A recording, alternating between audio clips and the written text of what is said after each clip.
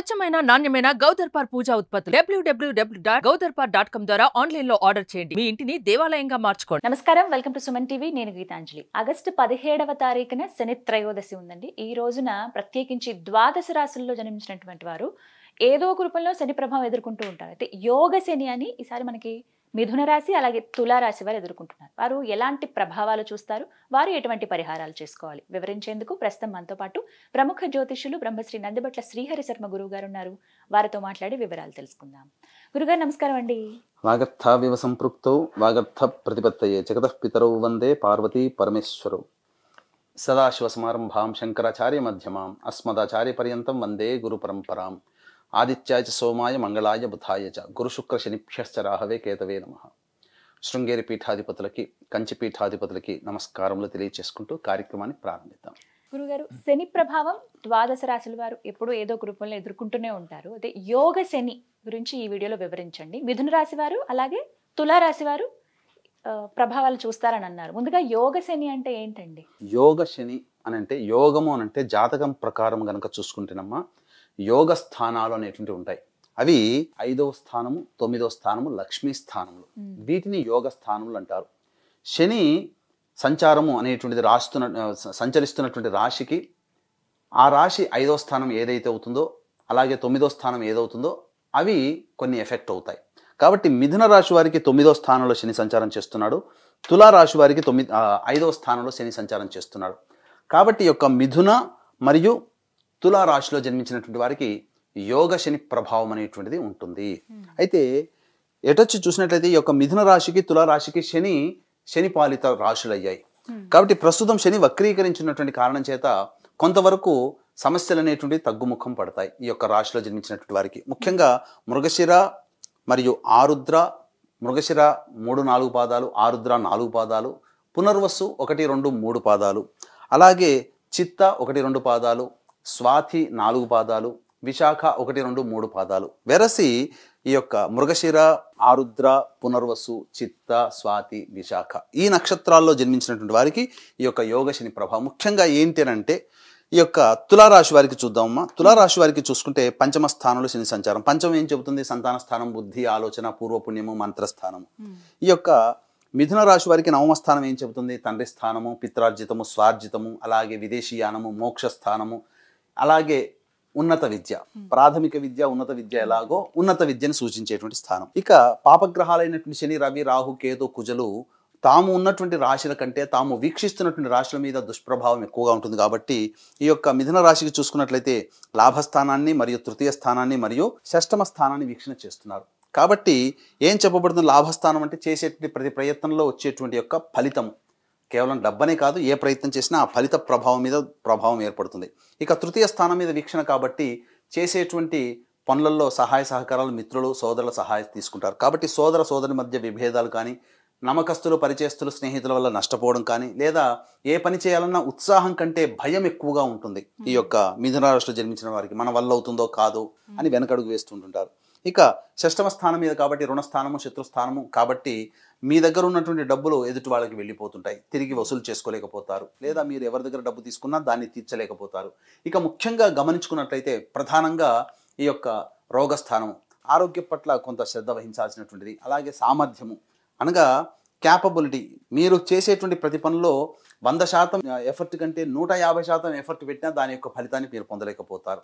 ముఖ్యంగా శత్రుస్థానం కాబట్టి మీ యొక్క అభివృద్ధిని చూసి, ఈ యొక్క మిథున రాశి వారి యొక్క అభివృద్ధిని చూసి ఓర్వలేనటువంటి వాళ్ళు శత్రువులుగా కూడా మిగిలిపోతారు.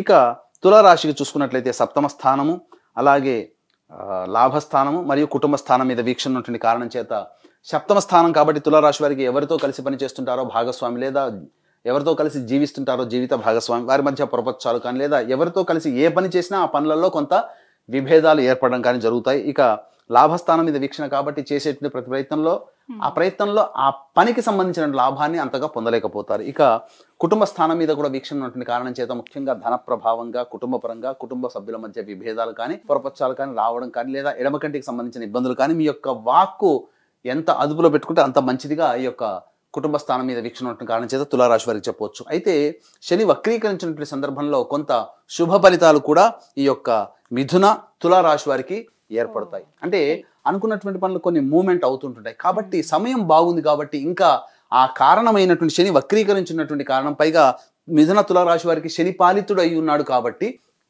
దైవం ఇంకా మీకు సహాయం చేస్తుంది. కాబట్టి ఇంకా ఆ దైవ ప్రభావం, దైవ అనుగ్రహాన్ని పొందే ప్రయత్నం కనుక చేసుకున్నట్లయితే అనుకున్నటువంటి పనులలో ఈ శని వక్రీకరించినటువంటి సందర్భంలోనే మీరు చక్కగా విజయాలు పొందుతారని చెప్పడంలో ఏమాత్రం సందేహం లేదు. అంటే యోగం కూడా ఉంది, మంచి కూడా చేస్తారనమాట. అయితే మీరు ఎటువంటి పరిహారాలు చేసుకుంటే ఈ ప్రభావం తగ్గుతుందండి, చెడు ప్రభావం? మంచి జరుగుతున్నప్పుడు, ఇప్పుడు మనకు యోగం జరుగుతుంది అనుకోవడమా, కష్టపడే సందర్భంలో ఇంకా ఎక్కువ కష్టపడితే ఇంకా ఎక్కువ ప్రతిఫలం పొందుతాం. కాబట్టి ఇక్కడ గమనించుకోవాల్సిన అంశం ఏంటంటే, ఏ పని చేసినప్పటికీ కూడా 2 రకాలైనటువంటి పరిహారాలు ఉంటాయి. ఒకటి దైవ పరిహారము లేదా మానవ పరిహారం. కాబట్టి మానవ పరిహారం ఎలాగో మీకు చెప్పబోతాను. దైవ పరిహారంలో భాగంగా ఆ రోజున ముఖ్యంగా త్రయోదశి తిథి సంధ్యా సమయంలో కూడా ఉంది కాబట్టి 4 గంటలకి మా పీఠం ఆధ్వర్యంలో కార్యక్రమాలు ప్రారంభమవుతాయి. ముఖ్యంగా ఆ రోజున ఈ వృషభ మిథున కర్కాటక సింహతుల వృశ్చిక మకర కుంభమీన రాశిలో జన్మించిన వారికి శనిదోష పరిహారార్థమై శనీశ్వర హోమము, అఘోర పాశుపత మంత్ర హోమంతో పాటు విద్య, వివాహ, ఉద్యోగ, దాంపత్య, అనారోగ్య సమస్యల నివారణకి సంబంధించి 18 రకాల హోమాదులు అనేటువంటివి కేవలం 1500 రూపాయల రుసుముకి చేయించడం జరుగుతుంది. అలాగే ఒక్కొక్క నెల మా ఆధ్వర్యంలో జరిగేటువంటి ఒక్కొక్క క్షేత్రంలో మీ కుటుంబ సభ్యుల మొత్తం గోత్రనామాలతో నమోదు చేసుకోవచ్చు. అవకాశం ఉన్న వాళ్ళు కార్యక్రమ తదనంతరం కాంటాక్ట్ చేయండి. ఆ రోజున 4 గంటలకు ప్రారంభమవుతుంది కాబట్టి 1 గంట లోపల మీ గోత్రనామాదులు నమోదు చేసుకోవచ్చు. ఇక మానవ పరిహారంలో భాగంగా చూసుకున్నట్లయితే శివాలయము, నవగ్రహ దేవాలయాలు, రావి చెట్టు ఉన్నటువంటి దేవాలయానికి లేదా కనీసం శివాలయము, నవగ్రహాలు ఉన్నటువంటి దేవాలయానికి చేరుకొని ఆ రోజున 8 గంటల 3 నిమిషాల వరకు ద్వాదశి తిథి ఉంది కాబట్టి తదనంతరం త్రయోదశి తిథి వస్తుంది. అలాగే 7 గంటల 52 నిమిషాల వరకు దుర్ముహూర్తం ఉంది కాబట్టి 8:30 కల్లా మీ కాలకృత్యాదులు తీర్చుకొని దేవాలయానికి చేరుకుని రావి చెట్టు చుట్టూ శివాయ నమః అంటూ 27 ప్రదక్షిణలు చేసి ఉత్తరం వైపున ఫేస్ పెట్టి శివ అష్టోత్తరం 3 సార్లు పారాయణం చేయాలి. తదనంతరం నవగ్రహాల దేవాలయానికి వచ్చి శనైశ్వరుడికి అభిముఖంగా నిలుచుని ఆ యొక్క శనైశ్వరుని దగ్గర ఇనుప ప్రమిదలో నల్ల నువ్వులు వేసి నల్ల ఒత్తితో దీపారాధన చేసి శనైశ్వరుని యొక్క అనగా నవగ్రహాల చుట్టూ శివాయ నమః అంటూ మళ్ళీ 27 ప్రదక్షిణలు చేసి తదనంతరం శనైశ్వరుడికి నల్ల నువ్వుల నూనెతో అభిషేకం జరిపించి అన్నము నల్ల నువ్వులు కలిపినటువంటి ముద్దలు 8 ముద్దలు ఆ యొక్క శనైశ్వరుని దగ్గర నైవేద్యంగా డొప్పలలో పెట్టి ఆ తదనంతరం ఆ డొప్పలో ఉన్నటువంటి నైవేద్యాన్ని తీసుకుని రావి చెట్టు మొదట్లో పెట్టి వెనక్కి తిరిగి చూడకుండా ఇంటికి వచ్చేయండి. 1 గంట టు 2 మధ్య కాలంలో మధ్యాహ్నము శనైశ్వరుని యొక్క హోర ఉంటుంది కాబట్టి ఆ సమయంలో వృద్ధాశ్రమానికి చేరుకుని వృద్ధులకి మరియు వికలాంగులకి మరియు పారిశుద్ధ్య కార్మికులకి మీకు తోచిన మీ యొక్క దగ్గర ఉన్నటువంటి ధనంలో తోచినంతగా బిస్కెట్లు కానీ లేకపోతే బ్రెడ్ ప్యాకెట్లు కానీ లేదా పండ్లు కానీ మీరు దానం చేయండి. తదనంతరం సంధ్యా సమయం సాయంత్రం 5:30 నుంచి 6:30 మధ్య కాలంలో మళ్ళీ శివాలయానికి చేరుకొని ఆ శివాలయంలో ఈశ్వరునికి మీ గోత్రనామాదులతో నీలిరంగు చామంతి పుష్పాలతో కానీ శంకు పుష్పాలతో కానీ లేదా కనీసము మారేడు దళాలతోనైనా కానీ ఆ శనీశ్వరునికి అర్చన జరిపించండి, ఆ యొక్క ఈశ్వరునికి అర్చన జరిపించండి. ఈ విధంగా చేసుకున్నట్లయితే తప్పకుండా శనీశ్వరుని వలన కలిగేటువంటి సమస్యలు, బాధలు, కష్టాలు, నష్టాలు అవన్నీ తగ్గుముఖం పడతాయి.